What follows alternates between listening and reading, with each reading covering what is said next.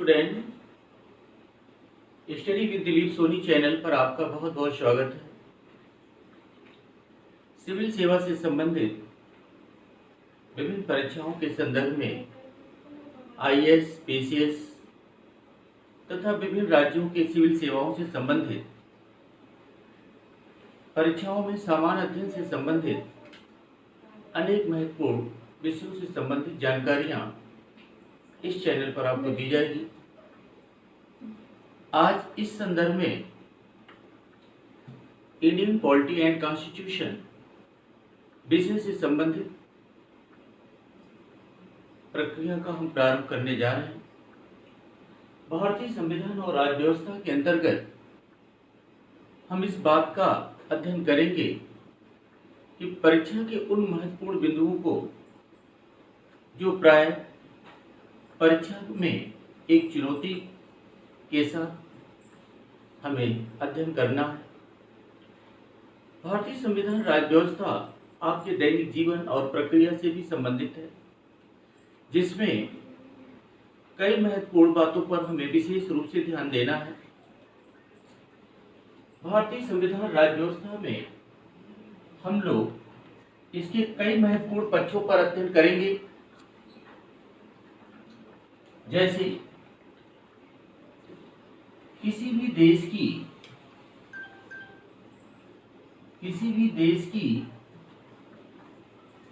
शासन व्यवस्था का संचालन, किसी भी देश की शासन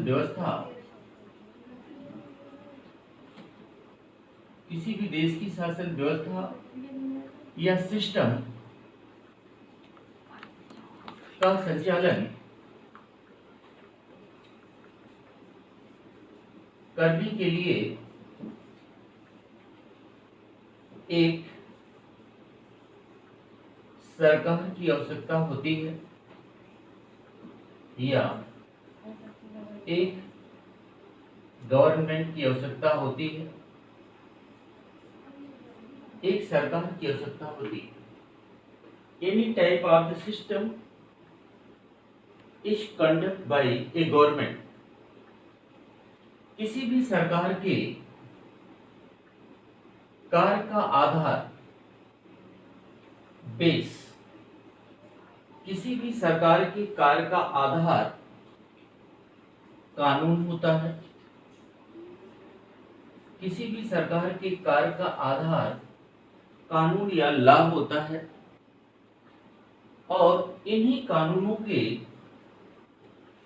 समूह को संविधान कहा जाता है। इन्हीं कानूनों के समूह को संविधान कहा जाता है या कॉन्स्टिट्यूशन कहा जाता है। तो यहां एक निष्कर्ष ये निकल रहा है, किसी भी देश की शासन व्यवस्था या सिस्टम को चलाने के लिए एक संविधान की आवश्यकता होती है। अब प्रश्न है, किस देश की शासन व्यवस्था? क्या केवल लोकतांत्रिक डेमोक्रेटिक शासन व्यवस्था के लिए ही संविधान की आवश्यकता होती है, या दुनिया में जितने भी शासन प्रणालियां हैं, हर एक शासन प्रणाली के कार्य का आधार संविधान है? इसका स्पष्ट उत्तर होगा, दुनिया के वे देश जो एक सभ्य देश के रूप में हैं, जो एक सिविलाइज्ड कंट्री के रूप में है, उन सारे देशों के लिए एक संविधान की आवश्यकता होती है। उन सारे सभ्य देशों में संविधान के बिना शासन का संचालन नहीं हो सकता। तो इट मीन्स शासन व्यवस्था चाहे किसी भी प्रकार का हो, शासन व्यवस्था चाहे डेमोक्रेटिक लोकतांत्रिक हो, चाहे डिक्टेटरशिप अधिनायकवादी हो,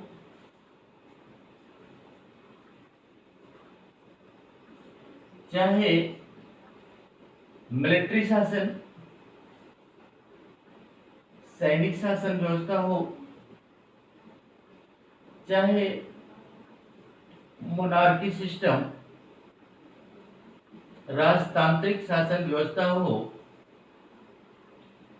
या ऑलिगार्की वर्ग तंत्र हो, लोकतांत्रिक हो, डिक्टेटरशिप, अधिनायकवादी हो, मिलिट्री हो, डेमोक्रेसी हो, मोनार्की हो या ऑलिगार्की हो, दुनिया की हर एक शासन व्यवस्था का आधार या संचालन संविधान के ही द्वारा किया जाता है। यानी विश्व में प्रत्येक देश को, ऐसे देश जो एक सभ्य देश के रूप में हैं, उन सारे देशों की शासन व्यवस्था का आधार एक संविधान है। संविधान के बिना किसी भी शासन व्यवस्था की हम कल्पना नहीं कर सकते। अर्थात प्रत्येक सभ्य देश, अर्थात प्रत्येक देश के शासन का आधार, प्रत्येक देश के शासन का आधार, शासन का आधार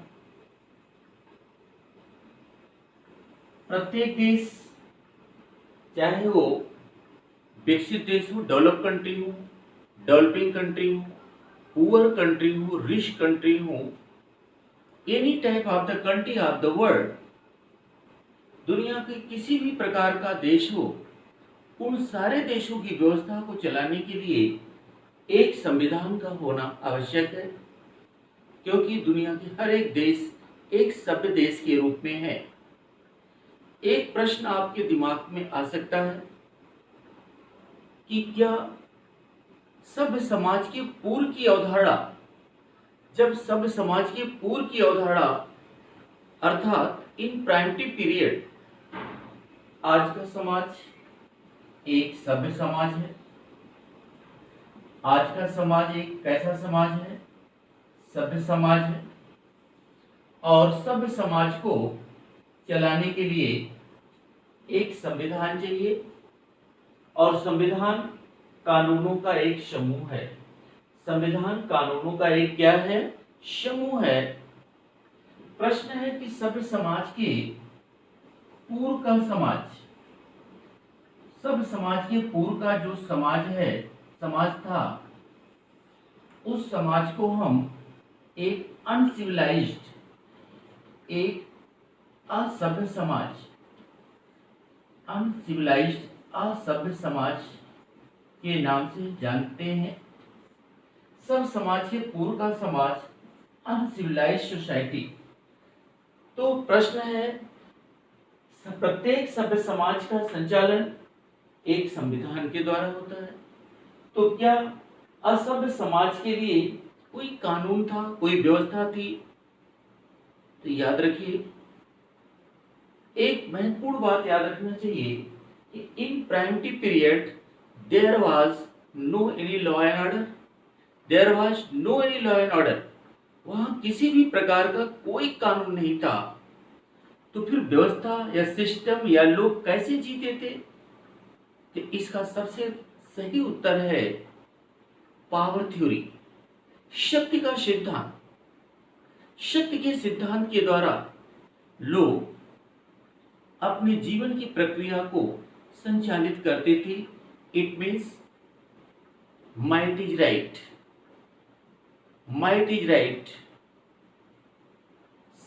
यानी जिसकी लाठी उसकी भैंस, जिसके पास जितनी शक्ति है वह उतना बड़ा प्रभावशाली होगा, और वह अब किसी भी दुर्बल व्यक्ति की ऊपर अपना शासन स्थापित करेगा। तो सभ्य समाज के अंतर्गत संविधान की अवधारणा का अभाव था, परंतु जैसे जैसे पशुपालन प्लस कृषि, एग्रीकल्चर का विकास हुआ, परंतु जैसे जैसे पशुपालन और कृषि का विकास हुआ, मानव जीवन एक अस्थायी जीवन की ओर बढ़ने लगा। मानव जीवन एक अस्थायी जीवन की ओर बढ़ने लगा और अस्थायी जीवन के अंतर्गत एक सभ्य समाज की अवधारणा का उदय हुआ।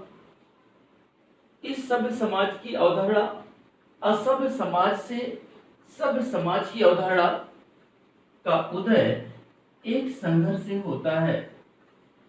सभ्य समाज से की अवधारणा का उदय एक संघर्ष से होता है। इस संघर्ष में एक पक्ष विजेता होगा और दूसरा पक्ष पराजित होगा। जो पक्ष विजेता होता है वही शासक या राजा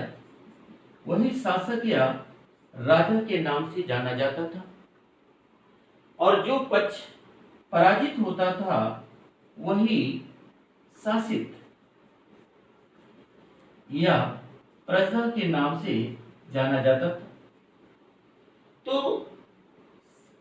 शासक और शासित, राजा और प्रजा के बीच जो संबंध है, इन संबंधों को हम कानून के द्वारा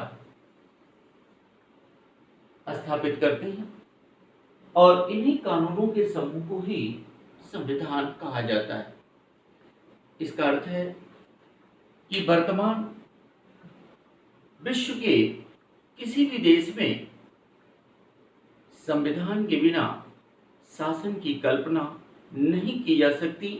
संविधान के बिना व्यवस्था एक अराजक व्यवस्था होगी और इस अराजक व्यवस्था में लोग मनमाने ढंग से अपने कार्यों का संचालन करेंगे और फिर व्यवस्था असभ्य समाज की ओर अग्रसरित हो जाएगी। मित्रों, संविधान की अवधारणा के अंतर्गत इसे आप चाहें क्लिक करके स्क्रीनशॉट ले लीजिए और इसको हम थोड़ा यहाँ मिटाएंगे। ले लिया होगा।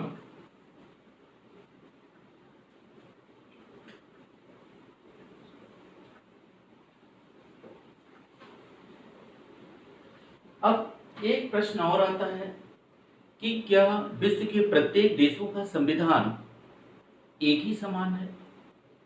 क्या विश्व में हर एक देश में एक प्रकार की कानून व्यवस्था? नहीं। ये जो कानून की अवधारणा है, जो संविधान का आधार है, ये कानून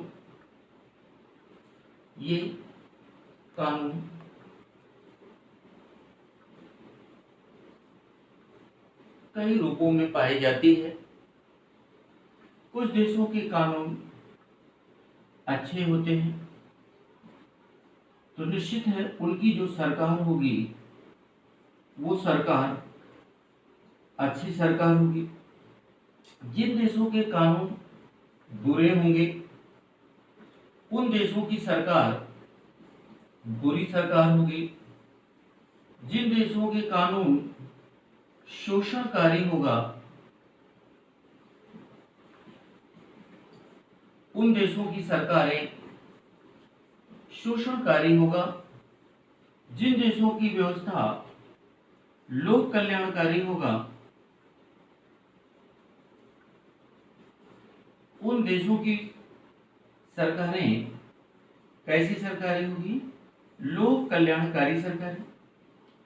जिन देशों की व्यवस्था कठोर होगी वहां की सरकार कठोर सरकार होगी। जिन देशों की व्यवस्था लचीली होगी वहां की सरकार एक लचीली सरकार होगी। तो यहाँ एक चीज आप निष्कर्ष के रूप में देख रहे हैं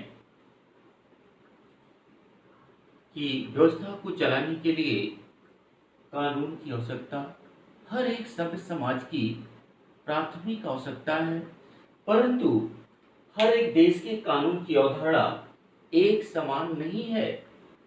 जिन देशों में कानून अच्छे हैं वहां की सरकार को अच्छी सरकार, जिन देशों के कानून बुरे हैं वहां की बुरी सरकार, जिन देशों के कानून शोषणकारी हैं वहां शोषणकारी सरकार, जिन देशों के कानून लचीले हैं वहां लचीली सरकार, जिन देशों के कानून कठोर हैं वहां कठोर सरकार।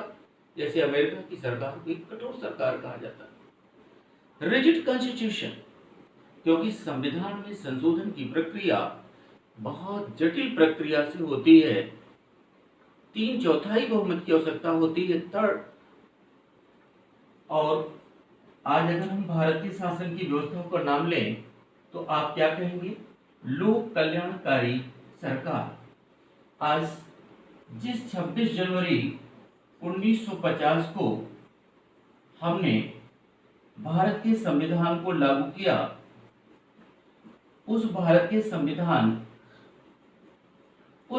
संविधान में लोक कल्याणकारी सरकार की स्थापना पर बल दिया। क्यों? क्योंकि इस लोक कल्याणकारी सरकार की अवधारणा के अंतर्गत हमने प्रत्येक व्यक्ति के, भारत में रहने वाले प्रत्येक नागरिकों के basic requirement of the life, उनके जीवन जीने के आधारभूत आवश्यकताओं पर बल दिया है और उन आवश्यकताओं की पूर्ति करने का दायित्व सरकार का है, राज्य का है। अतः सरकार अपने विभिन्न साधनों से इस लोक कल्याणकारी शासन की अवधारणा को प्राप्त करने का प्रयास करती है। जैसे किसी भी नागरिक की, किसी भी व्यक्ति के न्यूनतम आवश्यकताएं क्या है, बेसिक रिक्वायरमेंट क्या है? आप कह सकते हैं कि प्रत्येक व्यक्ति के जो न्यूनतम आवश्यकताएं हैं, वो न्यूनतम आवश्यकताएं क्या हैं? आप मान सकते हैं। क्या कोई व्यक्ति बिना भोजन के जिंदा रह सकता है? नहीं। प्रत्येक व्यक्ति को आवास चाहिए,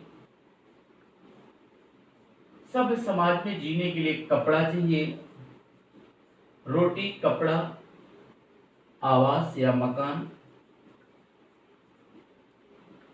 जीवन जीने के लिए स्वास्थ्य चाहिए, अच्छी व्यवस्था के लिए शिक्षा चाहिए और जीवन को रुचिकर बनाने के लिए मनोरंजन चाहिए आदि। तो यहां हम कह सकते हैं कि इन न्यूनतम आवश्यकताओं की पूर्ति जिस सरकार के द्वारा किए जाना बाध्यकारी हो, ऐसी शासन की अवधारणा को हम लोक कल्याणकारी शासन के नाम से जानेंगे। और इस न्यूनतम आवश्यकताएं वे आवश्यकताएं होती हैं जिसके बिना कोई भी व्यक्ति अपने जीवन को पूर्णता की ओर ले जाने में सक्षम नहीं हो सकता। जैसे रोटी, आवास या मकान, कपड़ा, स्वास्थ्य, शिक्षा, मनोरंजन आदि। इस तरह की जो आवश्यकताएं हैं वो हमारे मानव जीवन की आधारभूत आवश्यकताएं हैं और इनकी यदि ये किसी भी नागरिक के जीवन की जटिल समस्या है तो इसकी पूर्ति करने की जिम्मेदारी सरकार या शासन की है। तो भारत में इन न्यूनतम आवश्यकताओं की पूर्ति के लिए एक लोकतांत्रिक सरकार की अवधारणा का विकास किया गया। तो मित्रों, यहाँ एक निष्कर्ष क्या निकल रहा है? संविधान किसी भी देश की शासन व्यवस्था या system, any type of the country system is conduct by government. किसी भी गाड़ी को चलाने के लिए एक ड्राइवर की आवश्यकता होती है, उसी तरह भारत की या किसी भी देश की शासन व्यवस्था को चलाने के लिए एक सरकार की आवश्यकता होती है। परंतु ड्राइवर गाड़ी को तभी चला सकता है जब उस गाड़ी में ईंधन हो, पेट्रोलियम हो। तो यहां हम कह सकते हैं कि व्यवस्था को चलाने के लिए एक सरकार होती है, परंतु सरकार के भी कार्य का आधार संविधान है। संविधान के बिना किसी भी शासन की कल्पना हम नहीं कर सकते। प्रत्येक सभ्य समाज के लिए संविधान की अवधारणा का होना आवश्यक है।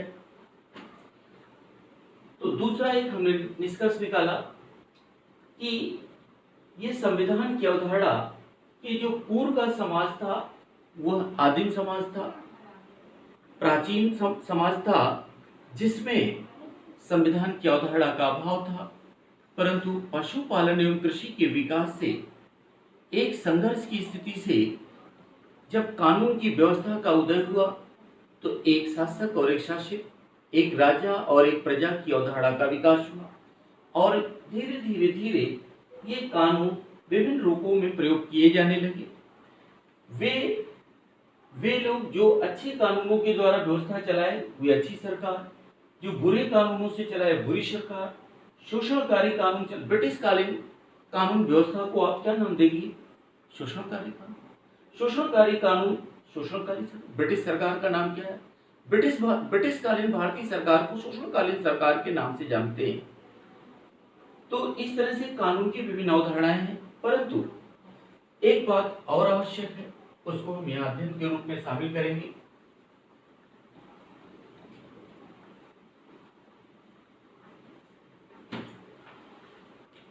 सरकार को कार्य करने के लिए कानून चाहिए, कानूनों का समूह संविधान है, परंतु ये संविधान की जो प्रकृति है, नेचर है,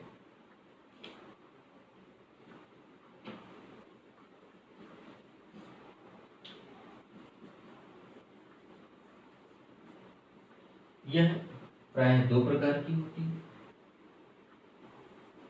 एक लिखित संविधान,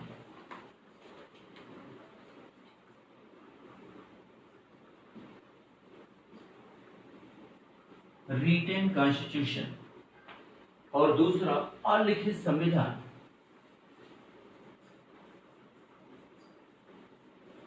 दूसरा अलिखित संविधान, अनरिटेन कॉन्स्टिट्यूशन। संविधान की अवधारणा तो प्रत्येक देश की अनिवार्यता है, परंतु क्या दुनिया के हर एक देश में संविधान लिखित होता है?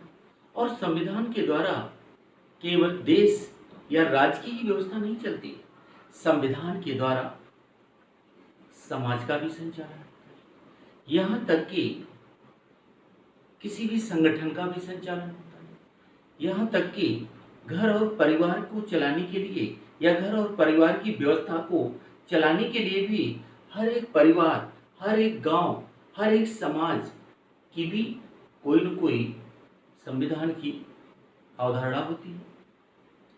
तो संविधान ही व्यवस्था का आधार है। अब ये व्यवस्था अगर परिवार के स्तर पर है तो परिवार का संविधान, गांव के स्तर का है तो गांव का संविधान, समाज के स्तर का है समाज का संविधान, राज्य के स्तर का है राज्य का संविधान, किसी पार्टी के स्तर का है तो पार्टी का संविधान, जैसे बीजेपी पार्टी का संविधान, समाजवादी पार्टी के संविधान, बहुजन समाज पार्टी का संविधान, कांग्रेस का संविधान, या किसी अन्य संगठन का सिद्धांत है। तो हर एक व्यवस्था को चलाने के लिए नियम चाहिए, कानून चाहिए। दूसरा, ये कानून, जैसे हमने कहा घर का संविधान, क्या घर का हर एक संविधान लिखित रूप में रखा जाता है? नहीं। तो फिर कैसे होता है? दे आर ट्रेडिशनल, ये परंपरावादी होती हैं और समय समय पर आवश्यकता और परिस्थिति और मांग के आधार पर उसमें हम संशोधन भी करते रहते हैं। तो दे आर अनरिटन कॉन्स्टिट्यूशन। परंतु जब व्यवस्था एक जिम्मेदारी उत्तरदायित्वता के साथ आगे बढ़ानी होती है और एक बड़े क्षेत्र के लिए लागू होना होता है तो सबसे अच्छी अवधारणा इसका लिखित प्रभाव होता है। तो आज दुनिया के अधिकांश देशों की शासन व्यवस्था का आधार संविधान ही नहीं है बल्कि लिखित संविधान। लिखित संविधान के लिखित अवधारणा के अंतर्गत विवादों की संभावनाएं कम से कम होती है और यदि कोई विवाद होते हैं तो विवादों का निस्तारण, विवादों का सॉल्यूशन किस स्तर पर कैसे होगा उसका भी हम अध्ययन कर लेते हैं। तो ऐसी स्थिति में लिखित संविधान और अलिखित संविधान, ये दो प्रकार के संविधान की अवधारणाएं होगी। प्रश्न है कि किस संविधान को हम रिटेन कॉन्स्टिट्यूशन कहेंगे। एक चीज याद करिए, दुनिया के मैंने एक चीज आपको शुरू में कहा, विश्व का कोई भी देश हो, छोटा हो, बड़ा हो, गरीब हो, अमीर हो, डेवलपिंग कंट्री हो या डेवलप कंट्री हो, डिक्टेटरशिप हो या डेमोक्रेटिक कंट्री हो, ऑलिगार्की हो या मोनार्की हो, हर एक देश की शासन व्यवस्था के लिए एक संविधान की अवधारणा की आवश्यकता होती है। और दुनिया के किसी भी देश की शासन व्यवस्था 100% रिटेन सिचुएशन से संचालित नहीं किया जा सकता। किसी भी देश के शासन की अवधारणा 100% लिखित प्रावधान पर संचालित करना संभव ही नहीं है। इसका अर्थ है कि if maximum they are written, then the system is called the written constitution. यदि किसी देश के संविधान की अवधारणा अधिकतम लिखित प्रावधान से संचालित है, यदि किसी देश की शासन व्यवस्था अधिकतम लिखित प्रावधान से संचालित है, तो उस देश की संविधान को हम लिखित या रिटेन कॉन्स्टिट्यूशन कहेंगे। और यदि if maximum they are unwritten, दुनिया का कोई ऐसा देश नहीं है जहां पर संविधान की अवधारणा हो ही ना हो। परंतु एक चीज संविधान है, लेकिन कैसा है? अलिखित है, अनरिटेन है। तो अनरिटेन कैसे होगा? जैसे ब्रिटेन का संविधान है, तो ब्रिटेन के संविधान की अवधारणा के अंतर्गत ट्रेडिशंस, परंपराएं, कन्वेंशंस, न्यायालय के द्वारा समय समय पर दिए गए निर्णय, संसद के द्वारा पारित किए गए कानून शासन के आधार हैं। परंतु लेकिन संविधान की अवधारणा क्या है? मैंने जैसे आपसे कहा कि जिस देश की शासन व्यवस्था के अधिकांश प्रावधान लिखित आधार पर संचालित होते हैं, if maximum they are written, then the system is called the written constitution. जैसे इंडिया, जैसे भारत का संविधान,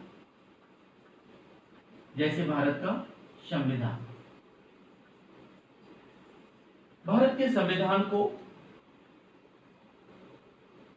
एक संविधान सभा के द्वारा लिखा गया,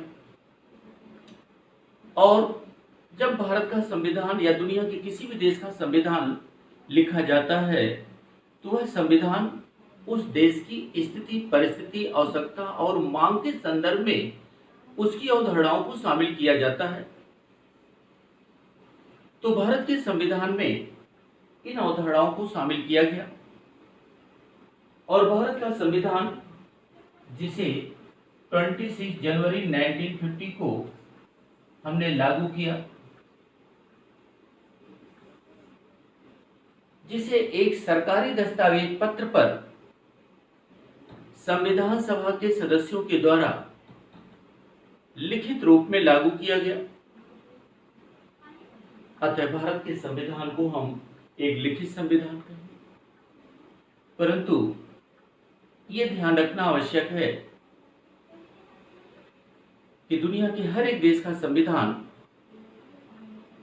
समय और परिस्थिति के आधार पर एक प्रकार का कानून जो आज की परिस्थिति के लिए सर्वोत्तम, रिजल्ट ओरिएंटेड है, परिणामदायक है, वह 20 साल, 25 साल या 50 साल के लिए उतना ही परिणामदायक होगा, यह आवश्यक नहीं होगा। अतः समय समय पर उसमें अमेंडमेंट, संशोधन करना आवश्यक होता है। और आज यही कारण है कि भारत का संविधान लिखित संविधान होने के बावजूद भी समय समय पर हम इसमें अनेकों संविधान संशोधन कर चुके हैं, जिसमें 2 संविधान संशोधन आपको बहुत ही महत्वपूर्ण से याद करना होगा। पहला 42वां संविधान संशोधन, 42वां संविधान संशोधन जो 1976 में किया गया। यह इंदिरा जी के शासनकाल में आपातकालीन स्थिति में लागू किया गया था, और एक संविधान संशोधन से लगभग 59 प्रकार के संशोधन किए गए थे, और इसीलिए इसे मिनी कॉन्स्टिट्यूशन ऑफ इंडिया के नाम से भी जाना जाता है। दूसरा संविधान संशोधन अगर हमें देखें तो जब कांग्रेस के शासन का अंत हुआ और जनता पार्टी के शासन का उदय हुआ, तो जनता पार्टी के शासन के अंतर्गत मोरारजी देसाई ने इसे लागू किया। 44वां संविधान संशोधन 1978 में इसे लागू किया गया। जिसमें इसके तमाम कमियों को यहाँ दूर किया गया। तो मित्रों, आज हमने आपको संविधान की अवधारणा के अंतर्गत कुछ आधारभूत प्रश्नों पर हमने आपसे चर्चा की, कई महत्वपूर्ण बातों पर हमने आपको बताया। दूसरा, इसी संदर्भ को आगे बढ़ाते हुए इसके लगातार वीडियो अब आपको अपलोड होते रहेंगे और लगभग पर डे 2 या 3 वीडियो आपके पास जाएंगे। और हम उम्मीद करते हैं कि आपको ये प्रत्येक वीडियो सामान्य अध्ययन ज्ञान के अंतर्गत बहुत ही उपयोगी और महत्वपूर्ण होगा। इसे आपको अपनी परीक्षा में सर्वोत्तम अंक ही नहीं, सर्वोत्तम अंक प्राप्त करने में, रैंक प्राप्त करने में मदद मिलेगा। एक भी सिंगल प्रश्न छूटने नहीं पाएगा। और इस उम्मीद के साथ, अगर आपको ये पसंद आता है, अच्छा लगता है, तो अपने मित्रों को भी इसकी सूचना, जानकारी और शेयर करें और इसे लाइक तथा सब्सक्राइब करें। Thank you so much.